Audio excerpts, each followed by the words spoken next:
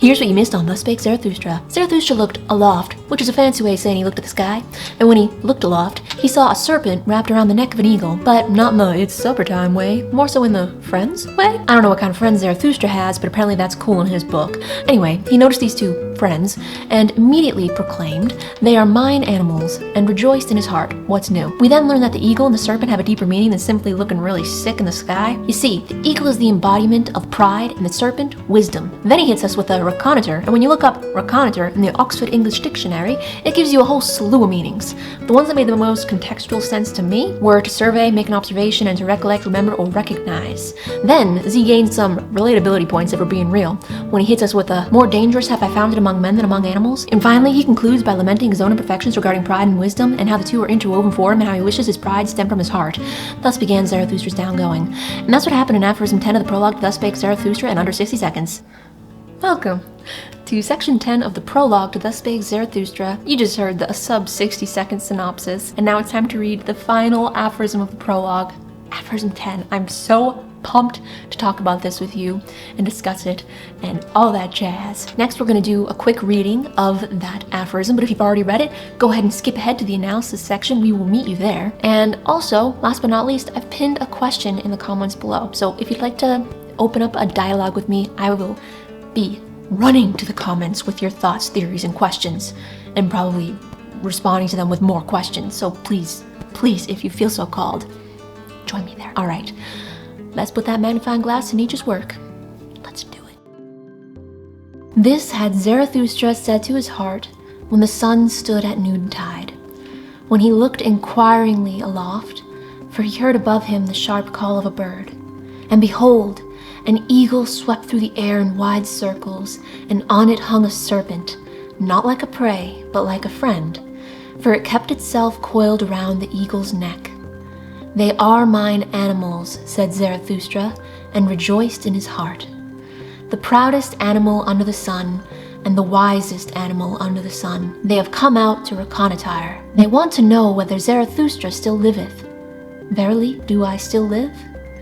More dangerous have I found it among men than among animals. In dangerous paths goeth Zarathustra. Let mine animals lead me.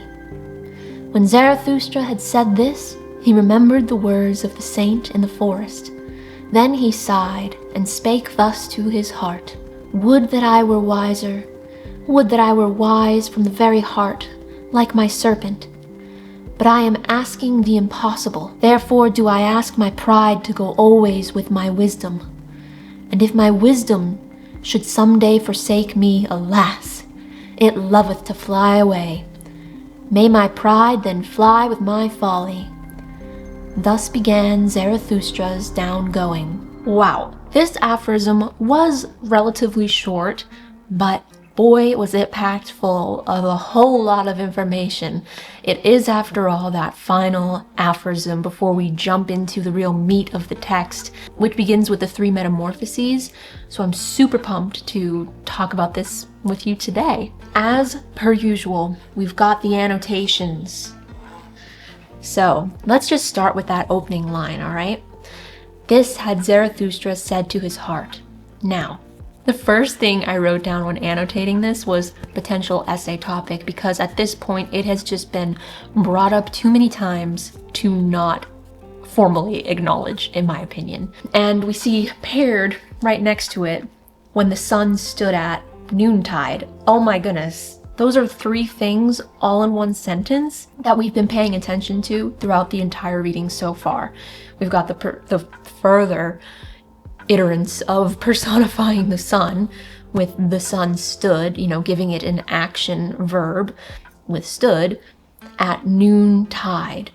So that's just so much more oceanic imagery, which it's a really cool sentence if you just look at it from a literary or writing perspective. I think it's a interesting sentence to read, let alone interpret. So we've got, this had Zarathustra said to his heart. 1. When the sun stood. 2. At noontide. 3. So that's pretty cool. So those are all things that could make a really, really strong argument or thesis that could be evidence for that. Okay, jumping to the infamous aloft. He looked inquiringly aloft, as though something was just calling up to him, and he just, on the off chance, perchance, had to just look up and wonder. And what do you know, when he looks up, he sees nothing, just the usual, an eagle flying around with the snake wrapped around his neck. I mean, we've all seen that. That's normal. I mean, what is normal, right? I think this could be normal. And behold, an eagle swept through the air in wide circles, and on it hung a serpent, not like a prey but like a friend, for it kept itself coiled around the eagle's neck. I think he says, but like a friend, for it kept itself coiled, because coiled implies that it's not constricting. Coiled is just hanging on for dear life if you're a snake flying. He tells us very point blank, the eagle represents pride and the serpent represents wisdom, and that the two are interwoven for him in his mind. And towards the end there, he says, therefore do I ask my pride to go always with my wisdom. And I had some questions there of to pair with or to leave or to part with. And I think you could say both. You could argue both. One of the things that made me think was, is his wisdom the catalyst of his pride? Because he, based off of everything that he's told us so far, narratively, that would be a hard yes. His wisdom is a big source of his pride. I mean, 10 years of his entire life are spent to wisdom gathering, or we're invested in wisdom gathering. So I think that shows us a couple things. I think that's a very reasonable human thing to be feeling. But if we're looking at Zarathustra like he's a sage of sorts, or a sort of prophet-like figure, although I would think he would protest that language because he is advocating to go directly against that orthodoxy of belief. Orthodoxy. He is directly oppositional to the orthodox belief. And in that orthodox belief, there are prophets. So yes, he very plainly tells us eagle's pride, serpent's wisdom, and then he kind of juggles with that, or wrestles with that throughout the rest of this aphorism. But I want to talk about some of the other things that happened in here too. They want to know, they, referring to the eagle and the serpent, want to know whether Zarathustra still liveth. Verily, do I still live?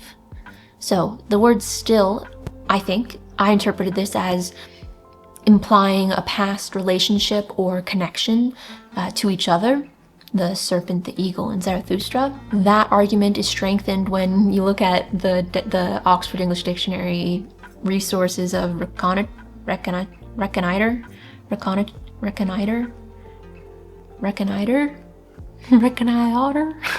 don't know, every time I try to, this is a new word for me. Whenever I try to say it, I always feel like I turn Irish. Reconnoiter. You know, reconnoiter, bringing the crops. This, I can't do it beyond reconnoiter. Reconnoiter. I feel like Saoirse Ronan. Okay, so when you look up that word in the Oxford English Dictionary, multiple things come up throughout the 1700s, 1800s, and the ones that I thought made the most contextual sense, as I talked about in the 60-second synopsis, were to make an observation, to inspect, examine, or survey. I think survey is a wonderful word for this context. And to recollect, remember, or recognize. And recognize, feeds right into my hypothesis or thesis that still is implying that there's some implied previous relationship between these animals and Zarathustra. Boom. And then we get even more cementation of that idea when he goes on to say, more dangerous have I found it among men than among animals. In dangerous paths go with Zarathustra, let mine animals lead me. I gotta say it. This feels kind of biblical to me just a little bit. But, you know, thinking of Noah's Ark and all the animals and all that. All right.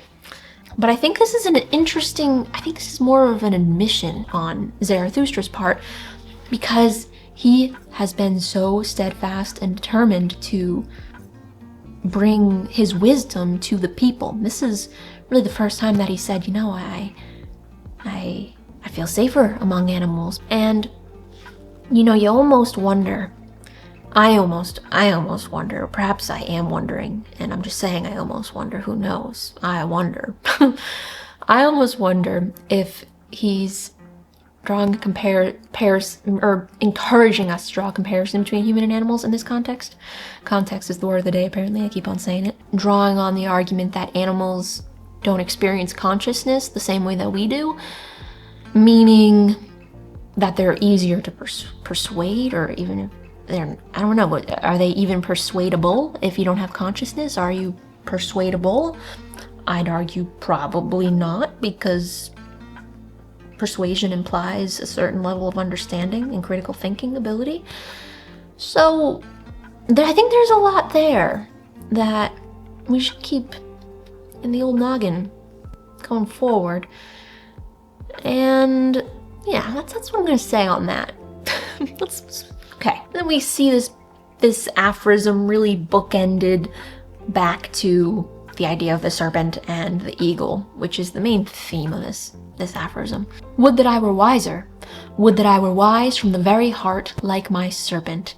What I picked out from here, and I'm curious to know your interpretation of these closing 3 or 4 lines here. So he says, would that I were wise from the very heart. Does that mean there's other places or other ways to be wise than from the heart? Is it the mind, the elbow? I don't know. But I am asking the impossible. Therefore do I ask my pride to go always with my wisdom. And if my wisdom should someday forsake me, alas, it loveth to fly away. May my pride then fly with my folly. I mean, what he's saying here really is he doesn't want his pride if he doesn't have his wisdom. And more so, he can't have his pride without his wisdom. So if he loses one, might as well lose the other. Might as well have the other fly away right on with it, because that's just how it is for him. Thus began Zarathustra's downgoing. So I have some questions here. What happened to the ongoing that we concluded with in aphorism 9, where he says, thus let my ongoing be their downgoing?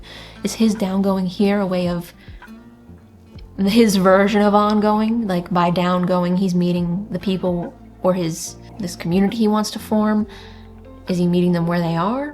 What's going on there? And then tying it back to the beginning of this aphorism, the downgoing of humanity. If the animals are quote unquote aloft, then humans are under or just down gone. The antithesis of what the animals are. So those are some questions bubbling in my brain, and that concludes the dialogue/analysis section of this video. All right, next video we are diving into Zarathustra's discourses, where we will discuss the 3 metamorphoses. Thank you so much for reading with me. As usual, I've pinned a question in the comments below, and if you'd like to catch up on earlier sections with analysis like this, check out the playlist linked here and the last video in this series. Hope to see you here, hope to see you there, and I will hopefully catch you in the next section. All right, until then, peace.